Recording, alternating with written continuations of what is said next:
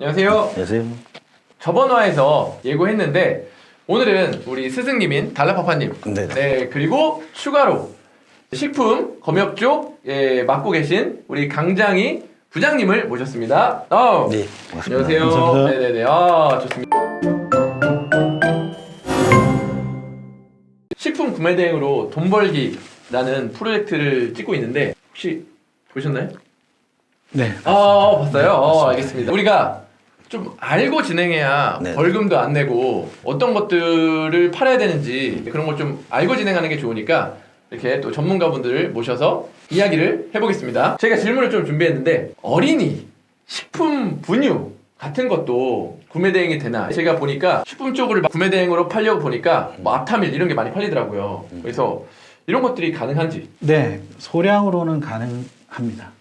그러면 어린이 제품, 식품 같은 게 아니고 뭐 장난감 같은 거는 인증을 받아야 되는데 식품 쪽으로 갔을 때는 어린이 식품이 뭐 인증받고 그럴 필요는 없나 봐요? 목록 통관 기준으로 뭐 분유 한 통이 들어왔다. 그리고 개인 이름으로 신고를 했다고 하면 위아 150불 미만이고 소량이고 하기 때문에 목록 네네. 통관으로 분류가 되면 요건도 면제가 됩니다. 그럼 이런 경우는 어때요? 수량은 적은데 가격이 비싸서 150불이 넘어요. 그것도 구매 대행으로 판매는 가능한 건가요? 구매 대행을 일으켜서 그 의뢰자가 수입할 때 150불 이상이 되는 거에 대해서는 세금만 과세를 하면 됩니다. 네, 관부가세만 내고 네. 팔면 된다?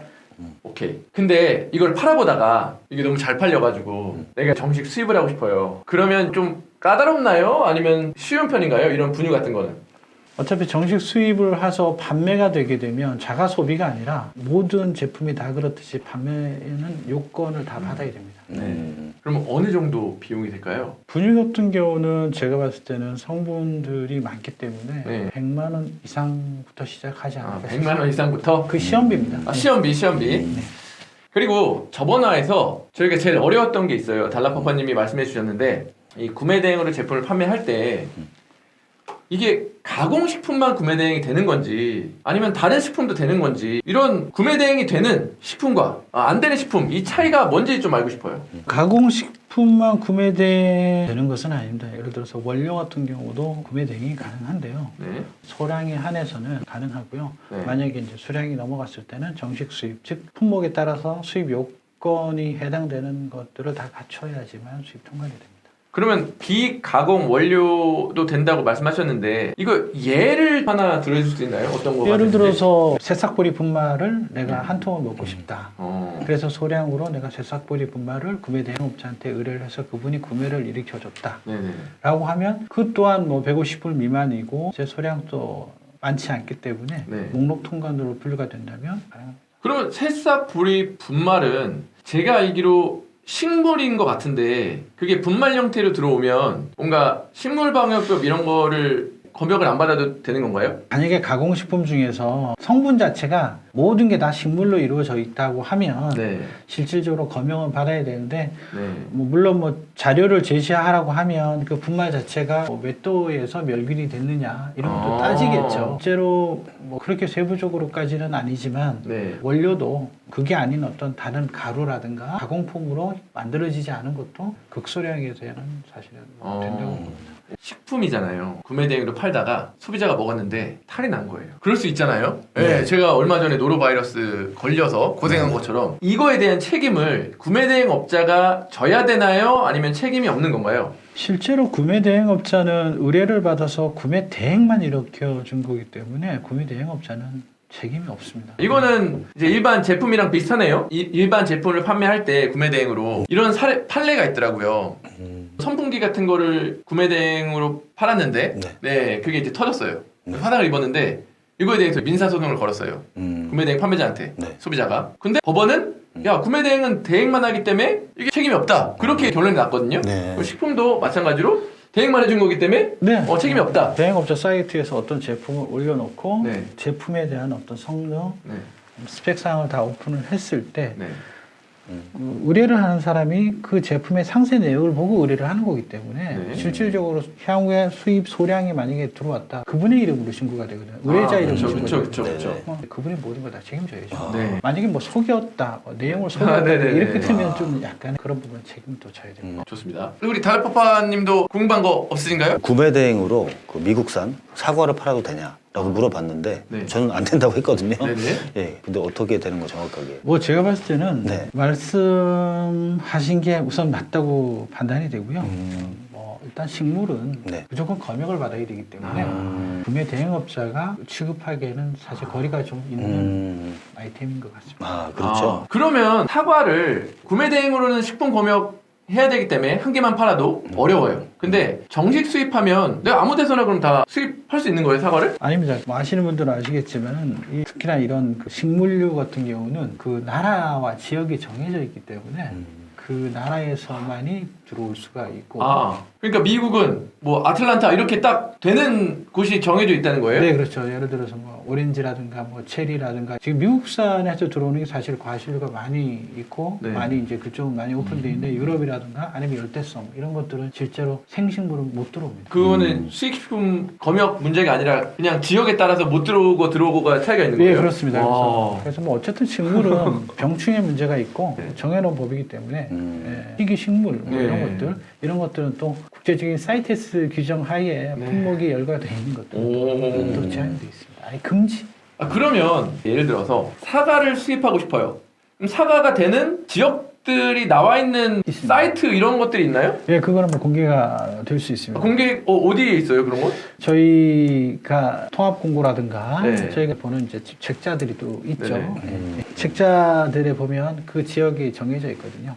그 책자는 관세청이라든가 그런 데서 보내주는 아마 제가 책자예요? 알기로는 관세청에도 아마 품목을 찾게 되면 네. 그 품목의 수입 지역이 찾을 수 그리고 요즘에 이제 반려동물 엄청 많이 키우시는데 아, 그렇죠. 이제 반려동물 간식 같은 것도 제가 알기로는 동물성 간식은 또 무슨 검역을 받아야 돼서 안 되고 식물성 간식은 또 되고 뭐 이런 내용이 있는데 이거에 대해서 좀 이야기해 주실 게 있나요? 실제 뭐 반려동물 간식도 뭐 네. 사료관리법에서 사료를 분류가 되는데요. 실질적으로 이거는 동물검역이죠. 농림축산검역본부. 네. 사전에 뭐 사료 같은 경우는 뭐 한국단비사료협회라든가 네. 뭐 농업중앙회, 네. 한국사료협회라든가 이런 기관에서 사전에 승인을 받아야 되는 것도 있고요. 예. 실물을 검역을 했을 때 나오지 말아야 될 성분이 있다든가 그러면 이제 안 되겠죠. 우선 그럼 또 돈이 드는 거 아니에요? 검사하려면. 그래서 제가 봤을 때는 네네. 이제 좀 사실 원활하게 구매 대행을 일으키기에는 좀 거리가 먼 아이템. 거리가 먼 아이템이다? 예. 오케이. 논란의 소지가 꼭 있습니다. 논란의 소지가 있다? 반려동물도 이제 팔아보다 보니 실제 사료 같은 거는 폐기가 잘 되더라고요. 네. 그래서 그게 왜 그런 건지 혹시 사실은 어떤 성분상의 문제, 그다음 또 예를 들어서 검역을 받기 위해서는 그 검역에 필요한 제조사에서 제공하는 자료들이 있어야 되는데 사실 일반 개인이 수입하고 개인이 직구하기에는 그 자료를 제출을 못 하거든요. 맞아요. 사료가 한 봉지 들어왔는데 네. 자료는 5가지 자료다. 맞아. 다 내야 됩니다. 네. 2봉지 들어왔는데 10가지 내고 그런 게 아니라 네네. 5가지가 들어와도 그 자료 다 내줘야 되고 뭐 2가지가 들어와도 그 자료 다 내줘야 됩니다. 그 자료를 사실은 제조사에 받기가 쉽지는 않은가 자료 봅니다. 제출이 불가하기 때문에 결국 폐기가 된다. 네, 진짜 검사를 못하니까. 안 줄 것 같아요. 그렇구나. 개인이 직구가 제조사한테 이 자료들이 사실은 걔네들의 기술인 거잖아요. 막 노하우죠. 노하우죠. 예. 근데 그 제품 인증받을 때도 안 주는 데가 있어요. 그냥 내가 인증 받겠다는데 네. 이거 공개하면은 자기네들 노하우가 있다. 네네. 그럼 어떻게 인증받냐? 그러면 지네들이 믿을 만한 그 곳에서 인증을 받자 이렇게 얘기해요. 지정업. 지정 업체에서. 네네. 근데 저한테 안 주고 뭐 그런 경우는 오케이 해야 되고 이것도 진짜 말씀하신 대로 조금만 가져와도 그 모든 거를 이제 서류를 통해서 알 수 있으니까. 네. 사실은 뭐 요건은 우리 서 과장님이 너무 잘 해봤기 때문에 네네. 예, 뭐 다양한 걸 많이 해봐서 네. 너무 잘할 겁니다. 이거 진짜 궁금한 게 있어요. 좀 알려주셔도 되나 싶은데 워낙 이렇게 통관도 많이 하시고 네. 이것저것 많이 하시잖아요. 식품 구매 대행 잘 팔리는 제품 좀 알려주시면 너무 좋을 것 같아요. 저도 궁금합니다. 네. 사실은 코로나 이후에 모든 사람들이 식생활에 대해서 그런 거에 대한 관심이 많다 보니까 네. 이제 먹는 것 다이어트 식품류는 늘상 핫한 항상 다이어트는 항상 360을 하는 거기 때문에 예, 핫한 식품이고 네네. 그다음에 뭐 관절 요즘 뭐 콘드로이진이라든가 콘드로이친. 혈관을 맑게 해준다든가 이런 네네네. 건강기능식품들도 네네네. 또 많이 다양하게 또 네. 요즘 보면 뭐 캐나다산 뭐 이런 쪽에서 보통 뭐 청정 지역 쪽에서 들어오는 것들도 많고요. 가공식품 중에서 소위 말해서 술안주로 사용할 수 있는 그런 뭐 네네. 싱가포르에서도 들어왔던 적도 있고 좀 마라 향이 나는 네. 칩 같은 거 뭐 이런 것들이 들어온 적도 있어요. 물론 그것도 네네네. 가공식품입니다. 검역받고 이런 것들도 좀 많이 들어왔던 적이 있고요. 소스류 이래저래 많이 문의가 들어왔고 집에 있다 보니까 그러면서 요리 프로들도 사실 많이 늘어났죠. 네네. TV에도 요리 프로가 많이 나오고 그런 것들에 힘입고 또 코로나가 사람을 바깥으로 나가지 못하게 사실 막아놓은 것도 좀 있고요. 네네네. 그러다 보니까 홍문화가 확실히 통관을 하시니까 이런 전문 용어들이 나오네요. 사전에 콘드로이친. 네. 그거 말고 그러면 네. 조금 범위를 넓혀가지고 요즘 수입도 잘 되고 통관도 잘 되고 잘 파는 거 있으면은 조금 말씀해 주세요. 2021년도, 2022년도 같은 경우는 캠핑용품들이 사실 캠핑용품 역시. 많이 들어왔어요. 되게 많이 그래서 들어왔죠.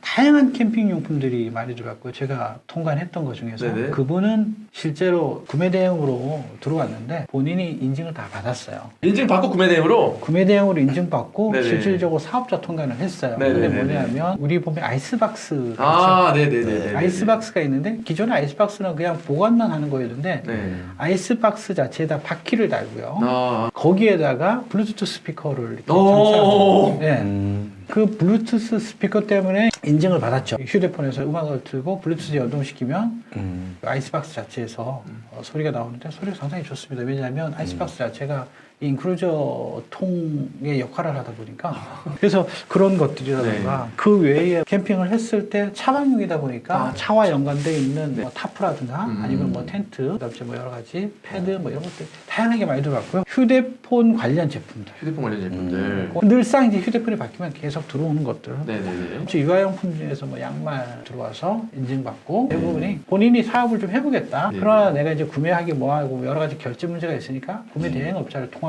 또 구매 대행업자는 뭐 배대지를 통해 들어오고 통관 또 제가 하고 인증을 또 제가 하고 많이 합니다. 그래서 구매 대행이 이제는 처음에는 개인으로 시작했지만 이제 서서히 사업자로 가는 그런 단계인 것 같아요. 이제 구매 대행이 두 가지가 있잖아요. 우리처럼 소비자들한테 바로 물건을 파는 구매 대행이 업체가 있고 또 구매 대행이라고 하는 게 사업자가 이거 물건 좀 사줘 해주는 구매 대행 업체가 있고. 그렇죠. 어쨌든 두 방향 모두 다 성장하고 있으니까 좋은 것 같고. 네. 그리고 제가 말씀드린 기구용기가 좀 많이 들어왔습니다. 기구용기도 검역 대상인데 텀블러들이 또 많이 들어왔었어요. 기구용기 같은 경우는 식품 검역하고 좀 달리 검역 자체는 되게 간단합니다. 어떤 식품이 닿는 부분만 검사를 하기 때문에 복잡하다 하더라도 복잡한 걸 다 검사받는 게 아니라 식품이 거쳐가면서 닿는 부분만. 그게 유리다, 그게 뭐 예를 들어서 철이다 이런 것들. 그렇게 하기 때문에 식품 검역에서는 불합격되는 것도 많은데 용기류 같은 경우는 거의 불합격되는 게 없습니다. 그러면 그건 100만 원 조금 밑? 성분이 작으면 당연히 미치죠. 사업하기 초반에 수입이랑 구매 대행을 같이 해보려고 그랬다가 그게 이제 안 돼가지고 이제 수입을 버리고 구매 대행으로 갔었거든요. 제가 궁금한 거는 유명한 스타 땡땡 이 제품에 이제 그 텀블러인데 플라스틱으로 돼 있어요. 근데 원래는 그 전에 다 알아보고서 그런 걸 한 다음에 들어와서 수입을 진행해야 되는데 제가 너무 몰라가지고 초반에 먼저 들어오고 나서 그 다음에 대행업체를 알아보다 보니까 막 될 듯 하다가 결국 마지막에는 이게 안 됐거든요. 이유는 뭐냐면 상표권 그런 문제에 걸릴 수가 있다라고 하면서 얘기를 했는데 지금 보면은 또 그게 정품이거든요. 그래서 그게 문제가 없을 것 같은데 그때는 몰라가지고 돌려보냈거든요. 병행 수입 품목으로 풀려가 있다고 하면 그 조건이 있습니다. 정품이면서 병행 수입 품목으로 분류가 돼 있다. 가능합니다. 병행 수입으로 제한이 돼 있고 정품이 아니다라고 하면 그거는 안 됩니다. 아시지만은 뭐 매스컴을 통해서 인천공항에서 묶어갖고 뭐 폐기하고 이런 거죠. 이게 다 정품이 아닌 것들이죠. 그것도 돈이거든요. 근데 어쩔 수 없습니다. 왜냐하면 상표권자나 지식재산권자를 보호를 해줄도 그런 게 있어야 되니까. 맞아요. 이게 유니패스에서 확인할 수 있습니다. 어떤 브랜드를 쳐봤을 때 이게 병행 수입 가능인지 병행 수입 불가인지 거기 딱 써 있어요. 유니패스에 상표권 있는데 가가지고 쳐보시면은 근데 스타벅스는 제가 알기로는 돼요. 병행 수입 가능. 그래서 사실은 상표권 문제 없이 들어와서 팔 수는 있는데 병행 수입이라고 표기해서 팔아야 돼요.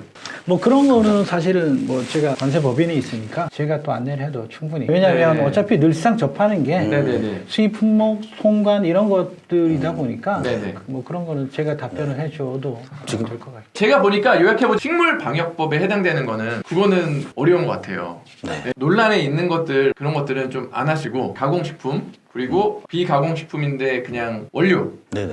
예, 그런 것들 중에 되는 거 위주로 해보면 또 크게 문제 될 것 같진 않다. 왜냐면 이게 폐기가 되는 거지 거기에서 막 벌금이 나고 그러진 않은 거잖아요. 폐기될 때 벌금까지 나오고 그러진 않잖아요.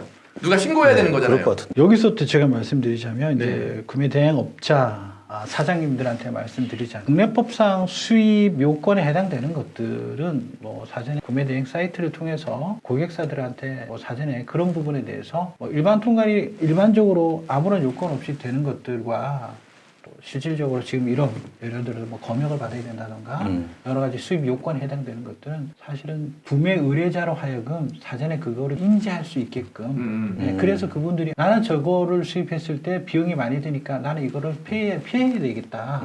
왜냐하면 내가 대행을 하는 사람이기 때문에 내가 알고 그거를 내 고객사한테 좀 알려주는 것도 필요하다라고 네, 판단이 됩니다. 그리고 한 가지 더 말씀드리자면 네. 다 알고 계신 것 같은데 금년도 1월부터 기존의 유통기한이 소비기한으로 바뀌었습니다. 이게 아마 계도기간의 1년이기 때문에 금년 12월 31일까지가 아마 계도기간이고요. 네. 한글 표시사항에 내년 1월 1일부터는 이제 소비기한으로 표시를 해야 된다는 거. 유통기한보다가 소비기한의 기간이, 소비할 수 있는 기간이 좀 더 늘어나는 겁니다. 어떤 제품에 대해서는 식품에 표시된 방법대로 보관 방법이라든가 여러 가지 준수해야 될 방법으로 보관을 하게 되면 기존에는 6개월 전에 유통기한이 끝나는 것들이 6개월이 연장되는 경우도 있고요. 1년이 연장되는 경우도 있습니다.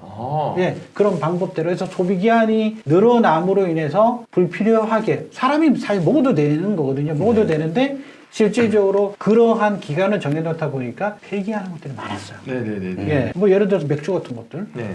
근데 기존에 이런 기간이 있었다. 그러면 그 기간이 지나면 이런 기간이 지나버리면 다 죄다 폐기해야 되거든요. 네네네. 그게 어떻게 보면 국가적으로 손실이거든요. 네. 근데 소비 좀 더 사업자 입장에서는 늘어난 만큼 또 판매를 하면 되잖아요. 그러면 네네네. 결국은 폐기 양이 좀 줄어들 거 아닙니까? 어. 예, 유통기한이 소비기한으로 바뀌었다는 거 매스컴에서도 뭐 많이 방송했고 되게 좋은 거네요, 우리. 네, 그러네요. 좋은 정보까지 마지막에 전달해 주시고 더 이상 알 건 없을 것 같고 네. 이 정도 알고 나서 이제는 식품들을 올려볼 타이밍인 것 같은데 한번 올려보고 판매되는지 한번 또 해보도록 하겠습니다. 뭐 궁금하신 사항이 있으면 네네. 그냥 저가 항상 본업에 있기 때문에 네네네. 만약에 직접적인 답을 꼭 알고 싶다고 하면 뭐 서과장님 사이트를 통해서 제 정보가 있으니까 네. 저한테 말씀해 주시면 제 묻고자 하는 그 질문에 정확한 답을 찾아서 드리도록 하겠습니다.